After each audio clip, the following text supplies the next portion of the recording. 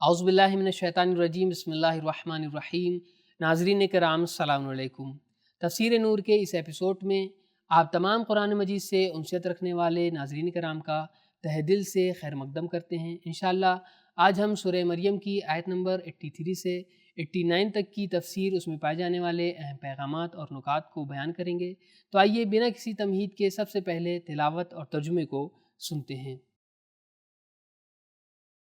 كتاب أنزلناه إليك مبارك ليدبروا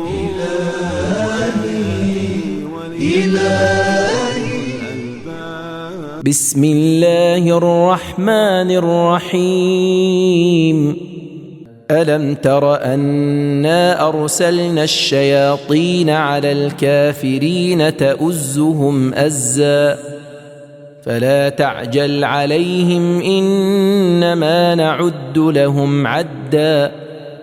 کیا آپ نے یہ نہیں دیکھا کہ ہم نے شیاطین کو کفار پر مسلط کر رکھا ہے جو انہیں ابھارتے و اکساتے رہتے ہیں، پس آپ ان کے عذاب کے لیے عجلت نہ کریں، ہم ان کی ہر چیز کی تعداد یقیناً پوری کریں گے جب ان کا وقت آئے گا۔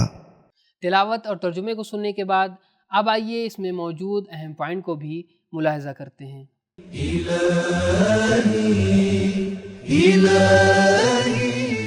عزن کا معنی ہے شدت کے ساتھ حرکت میں لانا، اور اس طرح ہے عز القدر کہ دیگ نے جوش کھایا اور جو کچھ اس کے اندر تھا ابال کی شدت کے وقت وہ زیر و زبر ہوا۔ شیطان اہل ایمان کے پاس بھی آتا ہے، لیکن اس سے بچنے کے لیے ہوشیاری اور توبہ سے کام لینا چاہیے۔ وسوس الیہ، لیکن شیطان کا کفار کے ساتھ جو رابطہ ہے وہ ان پر کنٹرول کیے ہوئے ہے۔ ارسلنا الشیطان علی الکافرین ہے، نہ الی الکافرین ہے۔ البتہ یہ تسلط کچھ اس طرح کا ہے کہ کافروں نے شیطان کے لیے اس کے تسلط کی زمین خود ہموار کر رکھی ہے۔ انما سلطان علی الذین یتولونہ، ممکن ہے کہ اللہ کی طرف سے کفار پر شیطان کا تسلط اور کنٹرول اس معنی میں ہو کہ انہوں نے اس کے لیے اپنے آپ کو تیار کر رکھا ہے۔ اس کو کچھ اس طرح سے سمجھا جا سکتا ہے کہ کوئی آدمی اپنے کتے کو نہ باندھے اور کوئی رکاوٹ بھی اس کے لیے کھڑی نہ کرے تو کہنے والے کہہ دیتے ہیں اس نے کتے کو چھوڑ دیا ہے۔ تفسیر قمی میں آیا ہے کہ یہ آیت ارسلنا الشیطان ان لوگوں کے بارے میں نازل ہوئی کہ جو لوگ خمس و زکوٰۃ ادا نہیں کرتے، تو خداوند تعالیٰ ایسے لوگوں پر کسی بادشاہ یا شیطان کو مسلط کرتا ہے اور وہ زکوٰۃ اور خمس کی مقدار ان سے جبراً لے لیتا ہے یا غیر دینی امور میں خرچ کرا دیتا ہے۔ حضرت امام جعفر صادق علیہ السلام نے فرمایا کہ والدین اپنی اولاد کی عمر کا شمار رکھتے ہیں، پس اس آیت نعد لہم عدا سے مراد یہ ہے کہ ہم ان کے سانسوں کا شمار بھی رکھتے ہیں۔ اب آئیے اس میں پائے جانے والے کچھ اہم پیغامات کو بھی جانتے ہیں۔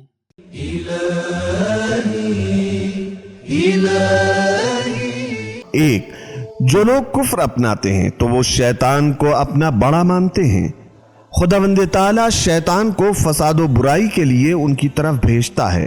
کافروں کی سزاؤں میں سے ایک سزا ان پر شیطانی تسلط و کنٹرول بھی ہے۔ دو، شیطان انسان کو صرف وسوسہ کرتا ہے، اس پر زبردستی نہیں کرتا۔ تین، شیطانی وسوسہ بہت زیادہ قوی ہے۔ چار، کوئی چیز ارادہ خداوندی سے خارج نہیں ہے، حتیٰ کہ وسوسہ شیطانی بھی۔ پانچ، کفر شیطان کے وسوسے کو قبول کرنے کا سبب ہے۔ 6، کفر پر اڑے رہنا اور اسلام سے دشمنی کچھ اس قدر بدترین چیز ہے کہ انتہائی با اخلاق پیغمبر کو کہنا پڑا کہ ان پر اپنا عذاب جلدی بھیج۔ 7، یہ خداوند تعالیٰ کی سنت ہے کہ وہ اپنے بندوں کو مہلت دیتا ہے، کیونکہ الہی برنامہ منظم ہوتا ہے اور اس کا وقت معین ہوتا ہے، پس کافروں کی موت و ہلاکت میں ہمیں جلدی نہیں کرنی چاہیے۔ 8، شریعت کے احکام کو دلیل کے ساتھ بیان کیجیے۔ اب آئیے اس سلسلے کی اگلی آیت کی تلاوت اور اس کے ترجمے کو بھی سنتے ہیں۔ يوم نحشر المتقين إلى الرحمن وفدا ونسوق المجرمين إلى جهنم وردا۔ یاد کرو جب ہم پرہیزگاروں کو اکٹھے ضیافت الہی کی طرف لے جائیں گے اور مجرمین کو جہنم کی طرف پیاسے جانوروں کی طرح ہانک کر لے جائیں گے۔ تلاوت اور ترجمے کو سننے کے بعد اب آئیے اس میں موجود نکات پر بھی روشنی ڈالتے ہیں۔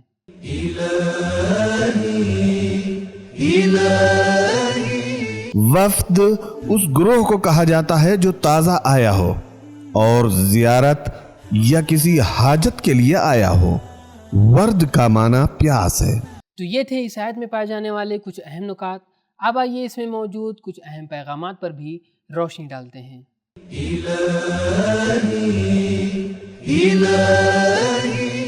ایک، قیامت کے واقعات قابل یادداشت ہیں۔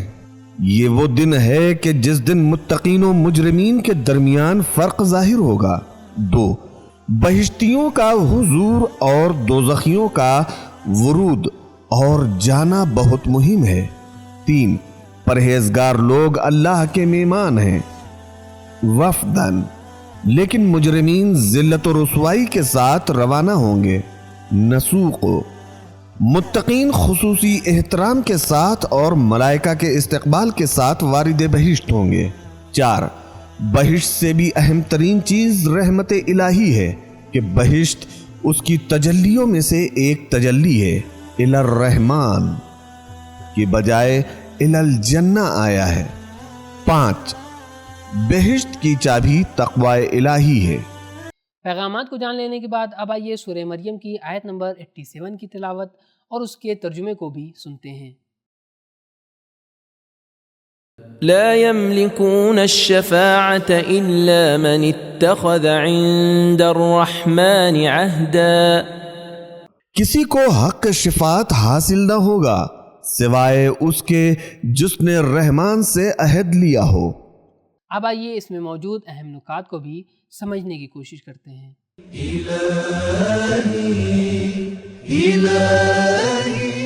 قرآن میں شفاعت کی شرائط مقرر ہیں۔ اس طرح نہیں ہے کہ ہر شخص کسی کو شافع بنا لے۔ قیامت کے دن کفار ہر دروازے کو کھٹکھٹائیں گے اور ہر آدمی کے پاس پناہ کے لیے جائیں گے، لیکن وہ منع کر دیں گے۔ ممکن ہے اس عہد سے مراد خدا کی بندگی و اطاعت کا وہ عہد ہو اور شیطان سے دوری کا وہ عہد ہو جس کے بارے میں قرآن مجید میں آیا ہے، الم اعہد الیکم یا بنی آدم اللہ تعبدوا الشیطان انہ لکم عدو مبین وان اعبدونی ھذا صراط مستقیم۔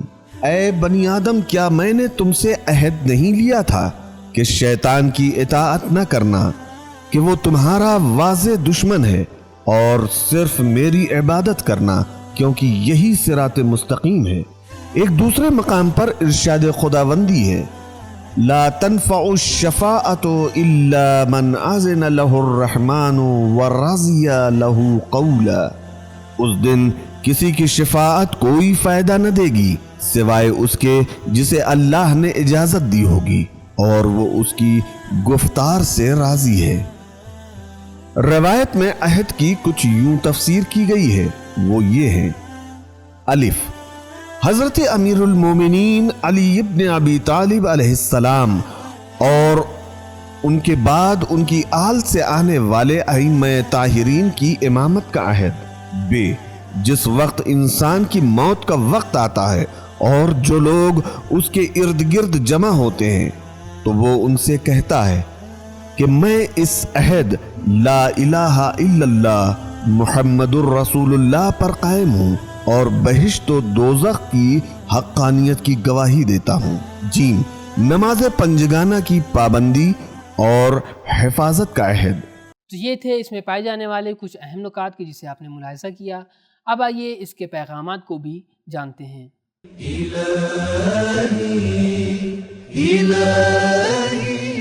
ایک، شفاعت خدا ایک نظام اور قانون کے تحت ہے اور اس کا اختیار خود اللہ کے پاس ہے۔ 2، کسی کو خود اپنی طرف سے حق شفاعت حاصل نہیں ہے۔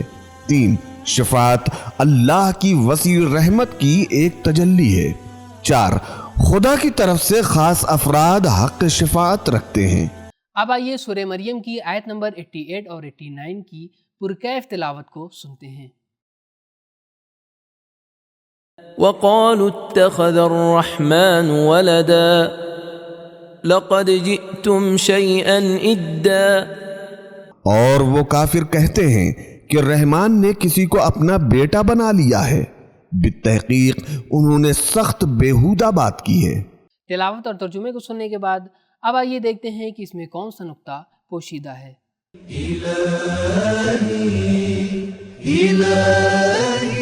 کلمہ اید کا معنی ہے ایک بہت بڑی برائی۔ اس آیت میں بہت سے گروہ آ جاتے ہیں۔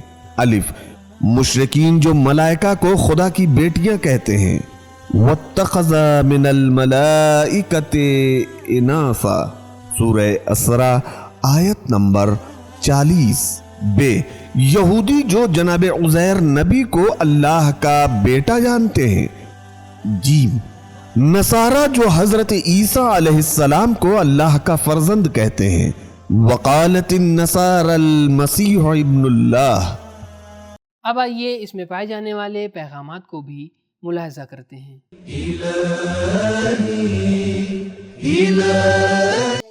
ایک، خداوند تعالیٰ کے بیٹے کا عقیدہ رکھنا ایک بدترین گمراہی ہے۔ خدا کا اپنے لیے بیٹا رکھنا کمال نہیں ہے بلکہ نقص و عیب ہے۔